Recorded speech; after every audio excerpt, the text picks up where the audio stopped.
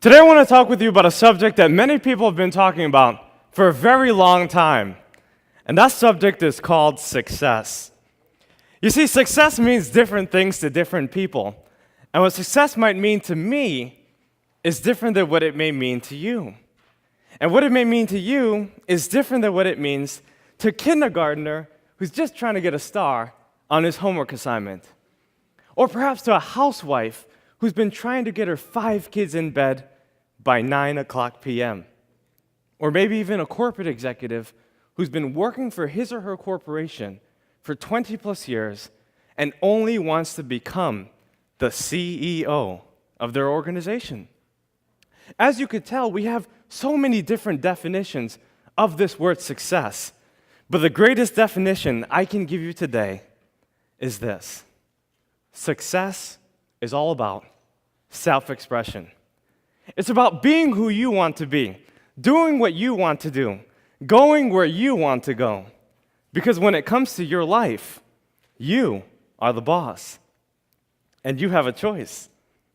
In fact, you are who you are today because of all the choices that you've made in your whole entire life. But as we're growing up, we have a lot of people who try to tell us how to make these choices. Our parents, our teachers, our bosses, our friends, even our neighbors. They try to tell us how to live our lives, what we should do, where we should go, how we should walk, how we should talk.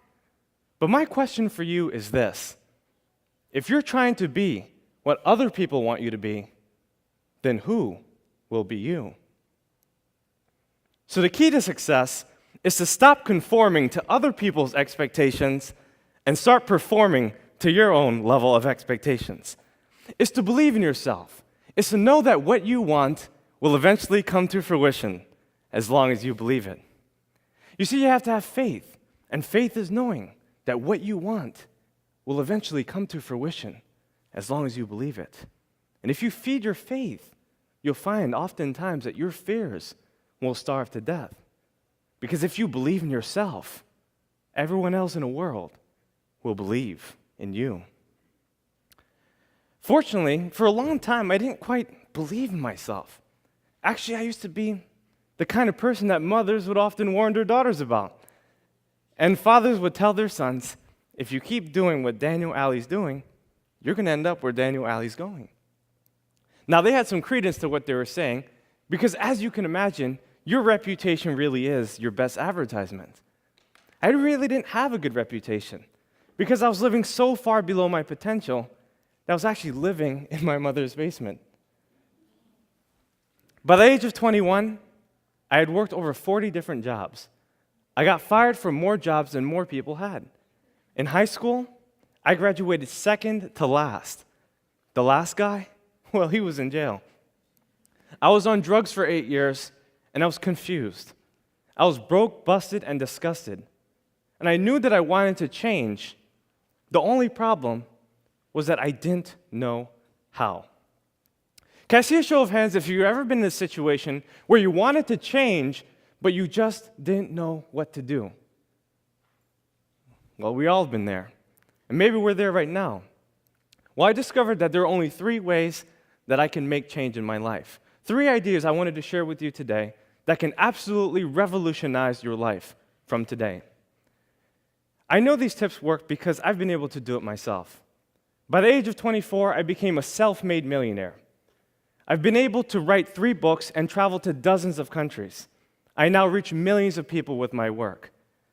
I believe that these 3 key principles can change your life, no matter how you define success. Whether you want to live to age 100, or even have a dozen kids, or just have a little house in the mountaintop somewhere no one knows about. These 3 key principles will help you to realize the success in your life. The first one is to read more books. All the books in the world can help us to solve all the problems in the world. But the truth is that we don't have to read all the books in the world because we don't have all the problems in the world. But we do have to read the books that help us to solve our problems. So for instance, if you wanted to learn about money, you better be reading books that talk about money. Or if you wanted to learn how to manage your relationships or to become a better communicator, There's a lot of books on that. What I'm saying basically is that our libraries are paved with gold, and library cards are free. You see, books are the tools that release the heavens of your mind, and leaders are readers. You see, if you want to succeed, you have to read. Most people in the world read about one book every single year. That book, I would suppose, would be Facebook. And before people even get up and do their thing, before they drink their coffee or read their paper, they read Facebook. But the truth is that if you study miscellaneous things, you get miscellaneous results. You become what you study. What do you study? And where is it taking you? You see, a lot of people come up to me and they say, well, Daniel, I don't really have time to read. I have kids, I have work, I'm a student, I already have so many textbooks, I'm doing so many things, I'm too busy. But if you don't have 10 minutes a day, you're basically saying you don't have a life. We all have time to read. We all have time to pick up a good book and read for ourselves so that we can learn. Look, if you read 10 minutes a day for 30 straight days, that's one book a month. One book a month in 12 months is 12 books a year. You can do in 1 year what most people do in 5 years. Talk about not having time. We all have time to read. Remember, readers are leaders, and the only way you can succeed is if you read. My second suggestion is about getting around the best individuals you can. You see, we're the sum total of the 5 people in which we surround ourselves with the most. We earn the same income. We go the same places. We do the same things. We think the same thoughts. And if you were to look at your 5 closest friends, you've got to ask yourself this one question. Who are my leaders, and where are they taking me? In other words, are my leaders taking me to the place that I would most likely want to be? You see, if the answer is no, then you need new leaders. You need people who are inspiring, people that can help you, lift you up to the goals that transcend your own possibility and your thinking. You have to realize your goals, and you can only do that by getting around the right people. Now, many of us have what I like to call default friends. And default friends are basically people that we see around the neighborhood. People at the grocery store, the gym, the mall, at church, at work, everywhere we go. These are people that we naturally befriend as we start to gain their trust and acceptance. And what tends to happen is that if you're a highly ambitious person and you have really high goals, a lot of these people can't help you reach your goals. So you have to look outside. You have to search for people. I'll give you an example. I had a friend, his name was John, and he was actually a plumber. And his father and him had a pretty successful business, at least it seemed like it. So I asked John, I want to start a business. What exactly do you think I should do? John pulled me to the corner and he said, Daniel, I don't think you want to start a business.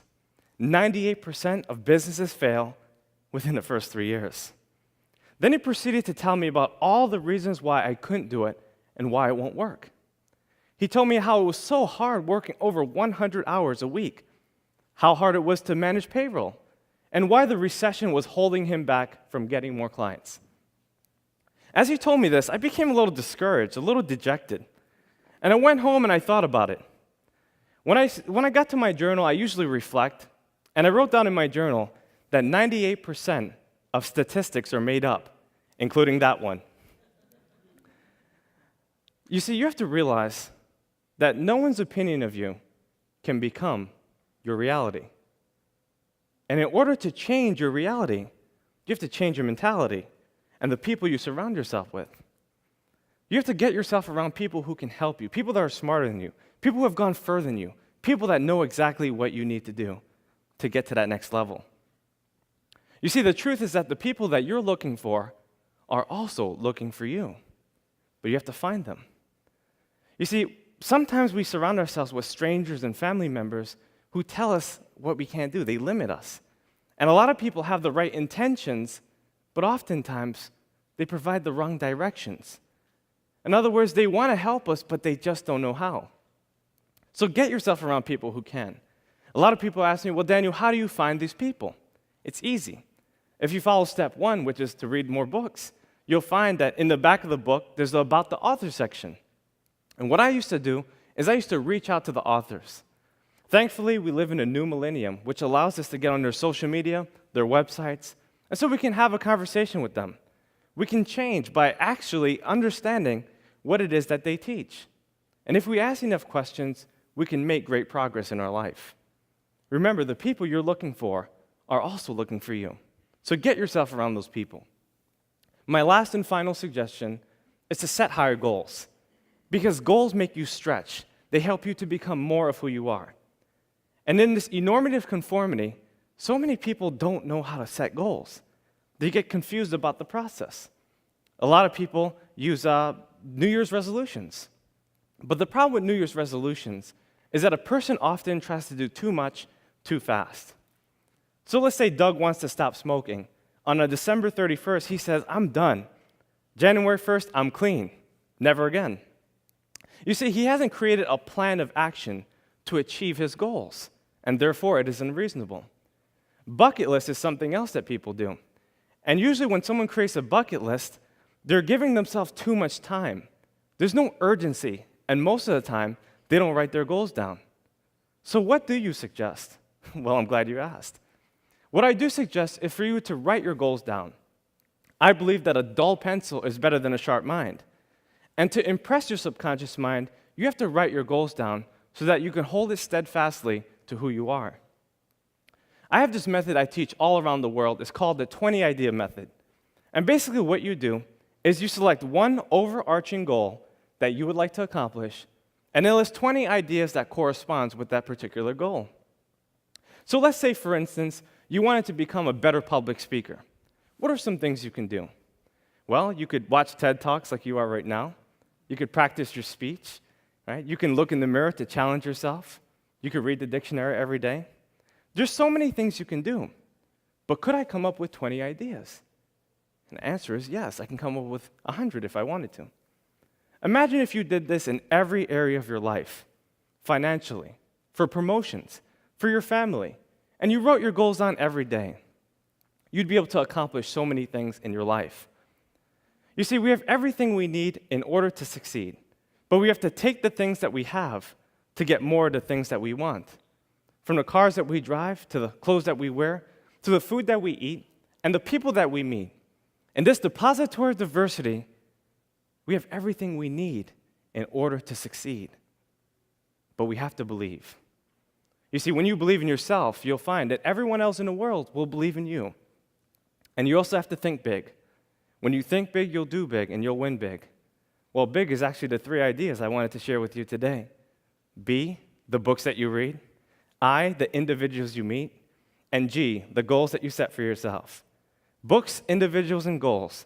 That's all you need to accomplish success. Because when you think big, you'll do big.